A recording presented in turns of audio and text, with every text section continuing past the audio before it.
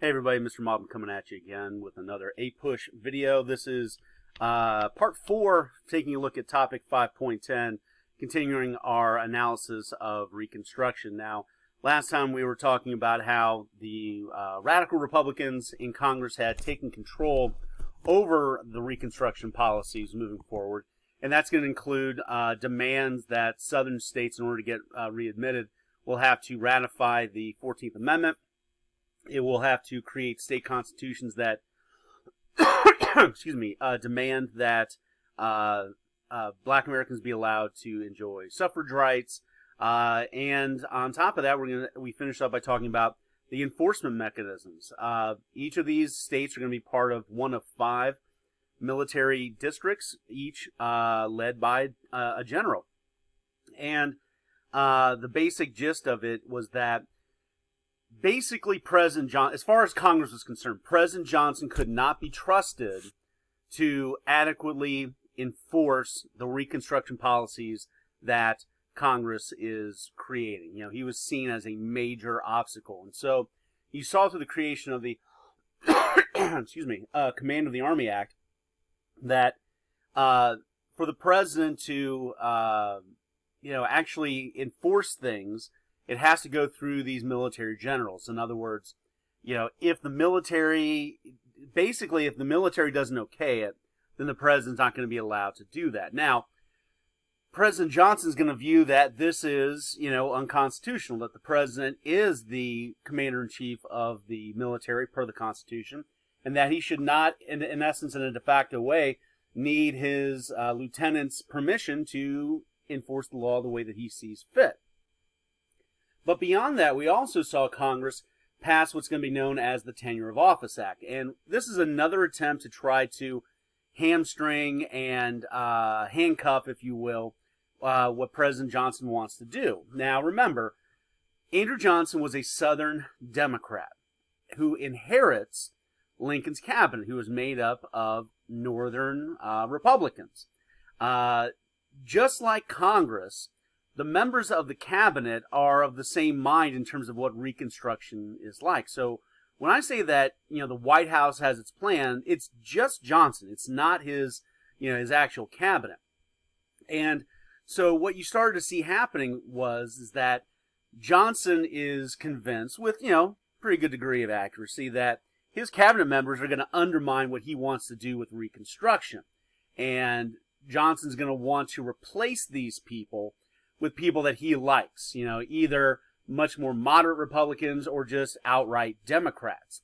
And this is something that Congress cannot abide, that they cannot fathom the idea that this guy who never should have been president in the first place is going to be using that authority and power to basically destroy what Congress believes must be done to truly reconstruct the South. And so what this law does is prevents the president from removing any of his cabinet officials without the Senate's approval. Interesting. And once again, Johnson's going to view this as unconstitutional, saying, hey, I have a right to, dismiss anybody from my cabinet that I feel. So basically, Congress is certainly putting some handcuffs on what Johnson can do, out of a sense that they cannot trust Johnson, and that Johnson will undermine what they want to do. So, this is now reaching a boiling point. Johnson basically comes to the conclusion that Congress is now clearly acting outside the bounds of the Constitution, and he will not be a prisoner or a victim to what he believes Congress is doing. So, what does he do? He fires probably his least liked cabinet member, Edwin Stanton, the Secretary of War. Well, when he does this, this is a clear violation of the Tenure of Office Act. And in many respects, what was the Tenure of Office Act designed to do besides, protect their notion of Reconstruction and protect these, former Lincoln cabinet officials? To be honest, it was meant to set a trap for Johnson. The idea being is that if they could pass a law that Johnson would seem is, odious and will violate it anyway, well, then they have an excuse then. If Johnson clearly violates federal law, blatantly violates federal law, well, that's a crime. And if the president clearly, commits a crime, well, that's impeachable. And that's then what happens as a result of firing Edwin Stanton. As soon as Edwin Stanton is fired, we start to see the process of moving on impeachment.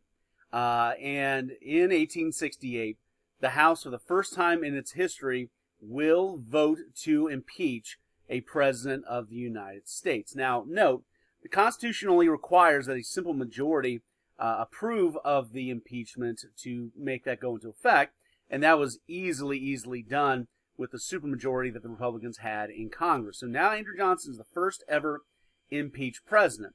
Now, let's pause here for a moment, because generally this is where students get confused in terms of what impeachment means.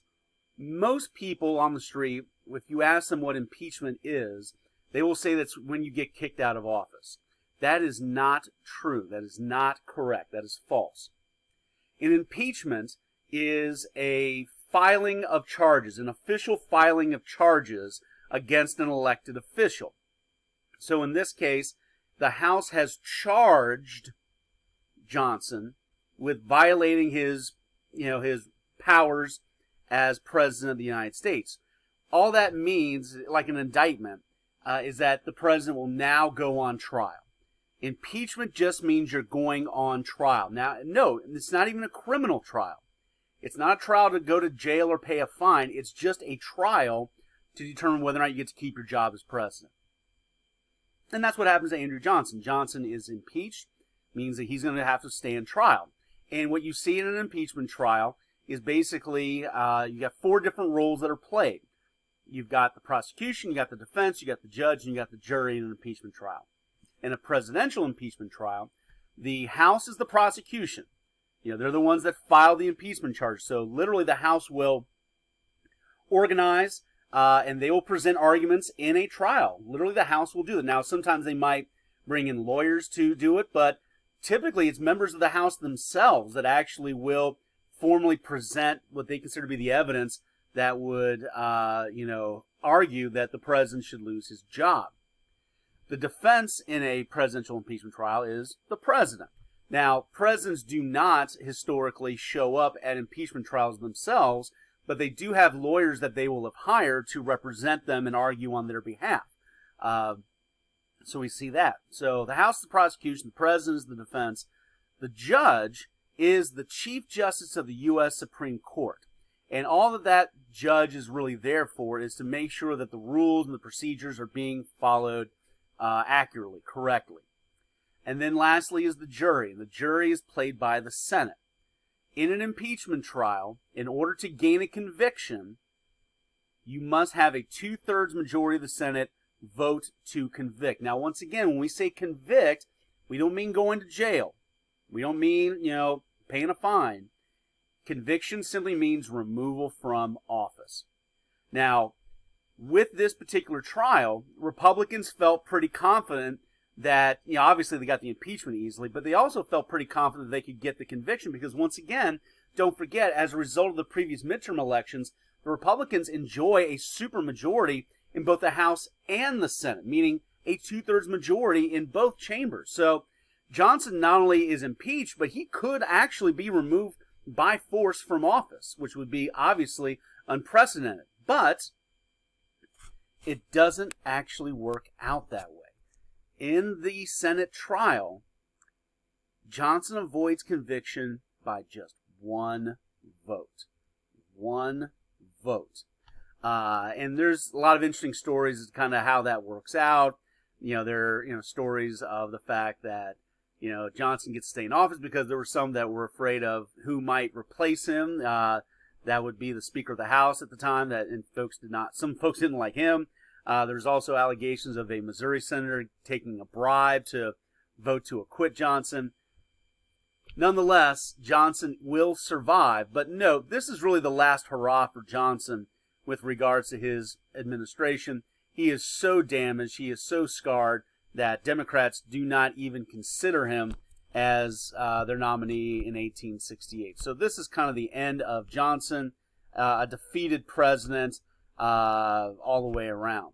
Which then brings us to the next election, the 1868 election. And in 1868, the Republicans are going to be going with a very tried and true formula, a war hero. And there is no bigger war hero in 1868 than Ulysses S. Grant.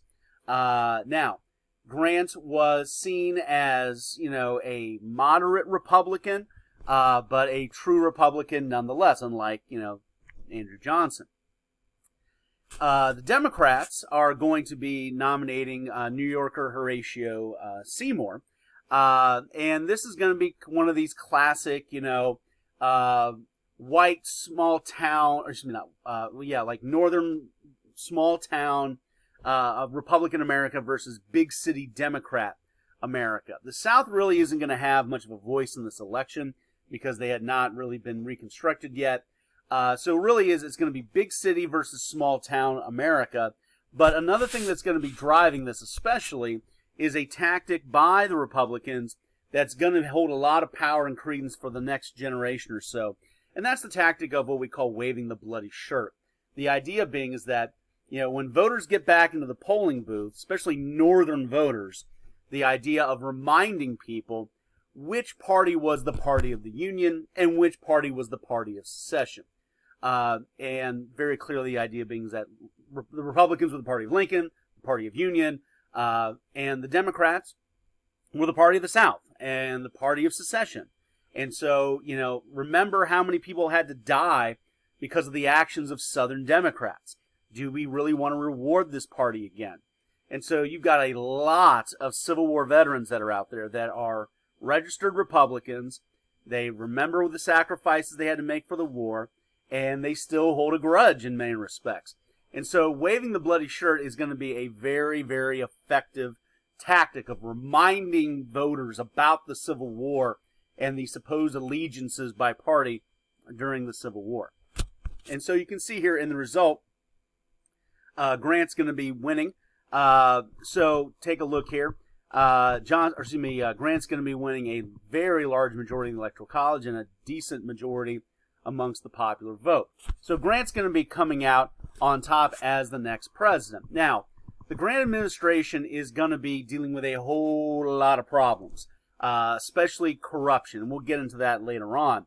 But Grant is also going to be tasked with trying to lead the next phase of Reconstruction.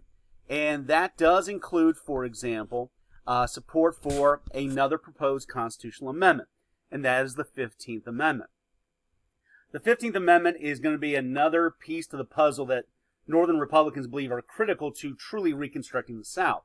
It's not just enough to guarantee citizenship for Black Americans, but you have to, in the Constitution, cement the right to be able to vote. And that's what the 15th Amendment does. It says that the right to vote cannot be denied on account of race or conditions of previous servitude. And you can see why this was written the way that it was.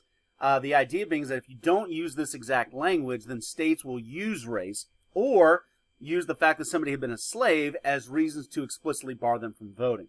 So that's why this was written up the way that it was. Now, this is a monumental achievement. This is a very, very important accomplishment in the fight for Black equality. However, women's groups, white women's groups, are going to have major issues with it because of the fact that, well, and this is going to sound strange, but many of these early suffragette groups that were fighting for women's rights also had white supremacist attitudes. And so the idea being was that, well, how dare you let Black men be able to vote before white women? How dare you do such a thing as that? So there's certainly some interesting undertones and cleavages in terms of where race and gender and voting rights all kind of intersect. Additionally, we will also see Congress pass the Civil Rights Act of 1875, which is going to be really revolutionary. It's going to basically ban discrimination in public places, ban discrimination in jury selection. Major accomplishment. However, like so much of what's going to happen in the 1870s during the Grant administration, it will be poorly enforced, ultimately found unconstitutional by the Supreme Court. And so you can see here that even though, Republicans are going to be well-intentioned, there's going to be lots and lots of pushback against Reconstruction that will certainly limit its effectiveness. All right, we'll leave it there. We'll see you next time. Bye.